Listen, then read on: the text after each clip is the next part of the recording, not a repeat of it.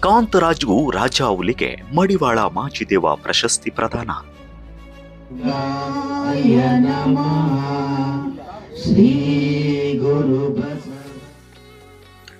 ಶ್ರೀ ಕ್ಷೇತ್ರ ಅಲ್ಲಮಪ್ರಭು ಮಹಾಸಂಸ್ಥಾನ ಮಠ ಡಿ ಕಲ್ಕೆರೆ ಪೀಠಾಧ್ಯಕ್ಷರು ತಿಪ್ಪೇರುದ್ರ ಸ್ವಾಮೀಜಿಗಳವರ ನೇತೃತ್ವದಲ್ಲಿ ಕೋಡಗದಾಲ ಶ್ರೀ ಮಹಾಮುನೇಶ್ವರ ಸ್ವಾಮಿ ದೇವಸ್ಥಾನದ ಪ್ರಧಾನ ಅರ್ಚಕರು ಲಕ್ಷ್ಮೀಕಾಂತ್ ಕಾಂತರಾಜು ರಾಜಾವುಲಿ ಅವರಿಗೆ ಮಡಿವಾಳ ಮಾಚಿದೇವ ಪ್ರಶಸ್ತಿಯನ್ನ ಪ್ರದಾನ ಮಾಡಲಾಯಿತು.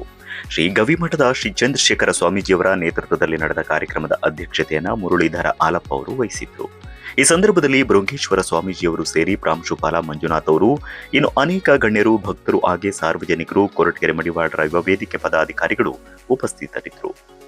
ಪ್ರಶಸ್ತಿ ಸ್ವೀಕರಿಸಿದ ಬಳಿಕ ಮಾತನಾಡಿದ ಲಕ್ಷ್ಮೀಕಾಂತ್ ಕಾಂತರಾಜು ರಾಜಾವುಲಿ ಅವರು, ಈ ಗೌರವವನ್ನ ನನ್ನ ವೈಯಕ್ತಿಕ ಸಾಧನೆ ಎಂದು ನಾನು ಭಾವಿಸುತ್ತಿಲ್ಲ. ನನ್ನ ಮೇಲೆ ವಿಶ್ವಾಸ ಇಟ್ಟು ಆಶೀರ್ವದಿಸಿದ ಗುರುಗಳು, ದೇವಸ್ಥಾನದ ಭಕ್ತರು ಹಾಗೂ ಈ ಪ್ರಶಸ್ತಿಗೆ ಆಯ್ಕೆ ಮಾಡಿದ ಎಲ್ಲರಿಗೂ ಹೃತ್ಪೂರ್ವಕ ಕೃತಜ್ಞತೆ ಸಲ್ಲಿಸುತ್ತೇನೆ. ಈ ಗೌರವ ತನ್ನ ಜವಾಬ್ದಾರಿಯನ್ನ ಇನ್ನಷ್ಟು ಹೆಚ್ಚಿಸಿದೆ ಎಂದು ತಿಳಿಸಿದರು.